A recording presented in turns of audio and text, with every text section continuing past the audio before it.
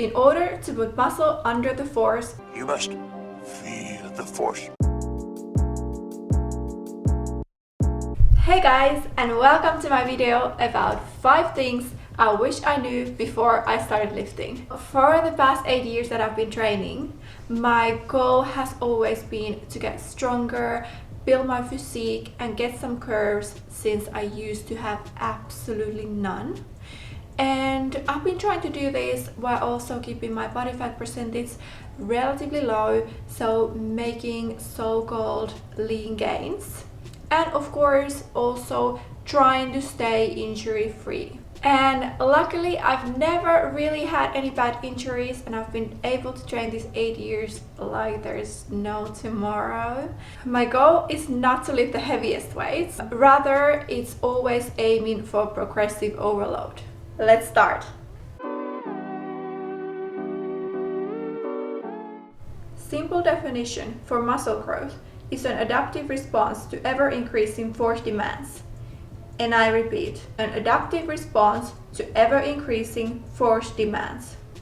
So, in order to put muscle under the force, you need to learn how to activate it.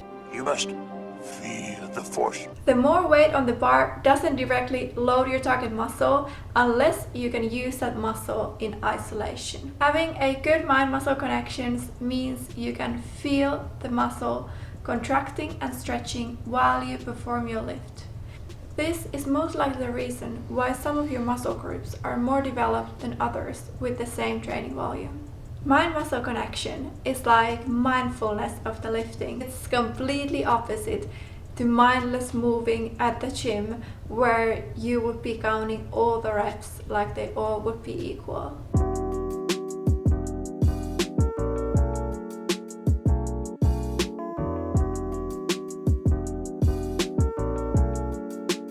Mind-muscle connection gets better the more you use it. You can learn it relatively fast, but mastering it takes a lot of time. And even after many years, you can still find out new things and learn to activate your muscles more. So just keep grinding, even though sometimes it feels impossible. For me, my arms were so difficult to activate. I used to hate training them so much, and you can see these clips where you can see me a few years before and how they look right now. Now I actually love training them because I can feel the muscle working. So let's talk a little bit about the lifting technique. The mind-muscle connection goes hand in hand with the right lifting technique. This should be your top priority at the gym to stay injury-free and make better gains. So if you are a beginner, I recommend getting a personal trainer, even just for a few sessions, so that they can teach you some of the basic lifts like deadlift, military press, bench press, squat, and so on, all just the main ones, so that you can get the best out of it. You will save a lot of trial and error and prevent injuries right from the get-go. I can also recommend you filming yourself because it's easier to improve after you've seen your technique. And there are also many great coaches on YouTube that have posted a lifting technique videos that you can check out as well, and I've linked some of them down below. Number 2, keep a training log. The easiest way to know that you are going to the right direction is keep a training log. Whether this is pen and paper, notepad on your phone, or a training app, just mark down your lifts, your sets, your reps, everything, because this way you'll be able to know how you did last time and you can improve from there. And trust me, you will not remember them, so it is essential to keep a log of them. By the way, my ebook Ultimate Fitness Guide comes with a training log app where you can easily mark down the weight you're using, reps and all the sets. You can also see videos of all the exercises and it keeps a count of the duration of your workout. So make sure to check it out if you're interested about how I transformed myself. I will leave a link down below. I call my training log like a mental personal trainer because it keeps me pushing myself forward and it motivates me to do better each time, do more reps or get a bigger weight or whatever your goal is. I always try to do better than last week. Depending on your training intensity, it's usually good to have a deload week after 3 to 5 weeks of intense training because growing happens in waves, and when you train hard, you also need to rest hard.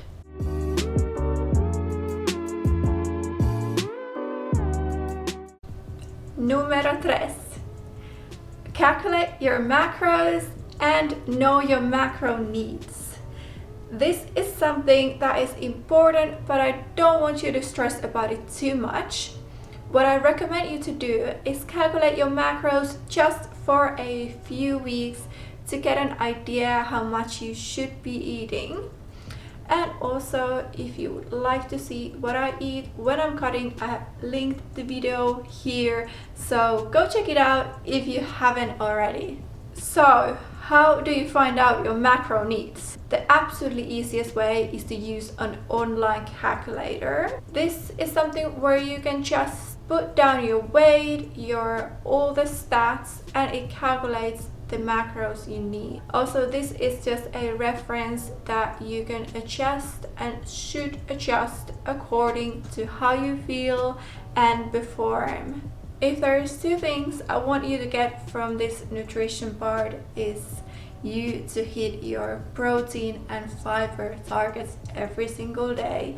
Those are, I would say, the best bang for buck, where you get the most benefits. Of course, protein is the key element to building muscle and it will also make you feel fuller. And fiber is for your all over gut health and also helps you to get that full and good feeling. Fiber is also something that usually comes from the healthy sources like vegetables, berries, rice, sweet potato, that usually make you feel very satisfied. The recommended daily fiber intake is 25 to 35 grams per day, and when you hit this target with your protein intake, it means you are also getting all your important micronutrients. The human gut is more complex than previously thought and has a huge impact on the whole body health. A healthy gut contributes to a strong immune system, healthy heart, brain health, improved mood, healthy sleep, and effective digestion, and it might help to prevent many serious diseases. That's so meta.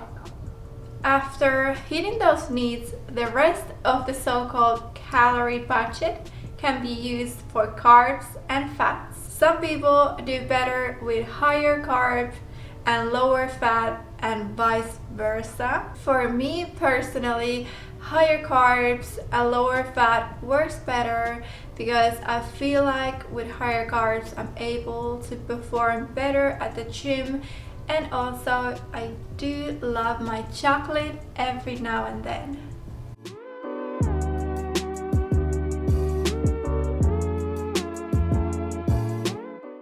Number 4, measure yourself. Forget the scale and start measuring yourself in other ways. The most important being how you actually feel and whether you can see progress when you look in the mirror. We are also different, that honestly the weight doesn't say much. Also often make us feel like we are not making enough progress when in reality we are. The only measurements that I've been taking are hips, waist, and otherwise just looking the mirror. Then what I absolutely recommend for everybody is taking before and after photos because there is nothing more motivating than looking back at your old photos and realizing how far you've come. And honestly, I wish that I've taken more before photos and filmed my training when I first started. Number 5 and the last one for today. Train all movement directions on a weekly basis. Rehab work isn't very glamorous, and honestly I'm never personally too excited about it, but it is very important if you want to be lifting injury free. Building muscle takes time and it's more like a marathon and not a sprint, and you don't want to have any unnecessary injuries that keeps you away from your precious gym while you are trying to build muscle. So if you are feeling the wrong type of pain, don't push against it. You can always train more tomorrow but never less yesterday. Prehab work simply aims fixing your weakest links and correcting your body's imbalances. I like to be time effective with it, so basically I construct my warm-ups of them. It's like feeding two birds with one scoop. Here you can see me doing all different types of movement directions with relatively light weight or body weight only. Everybody's weak spots can be different depending on their training program, type of job they do, or the sport they play. Typically, common bodybuilding programs tend to pay less attention to stabilization and mobility work. This way, neglecting minor muscle groups can cause major injuries in the long run, typically shoulders, lower back, and knee injuries that end up interfering with your training intensity. Commonly, we benefit from giving extra attention to external work on shoulders and hips, torso rotation and side bends, scapular movements from all directions, serratus anterior, mid-trap and low trap work, wrist flexors, extensors, and ankle dorsiflexion, making sure all muscles around your joints are strong and balanced. That was all the points for today, and I hope you find them helpful. If you do have any questions, please just drop them below, and if you liked the video, I would appreciate a thumbs up so much, and don't forget to subscribe. See you next time. Bye!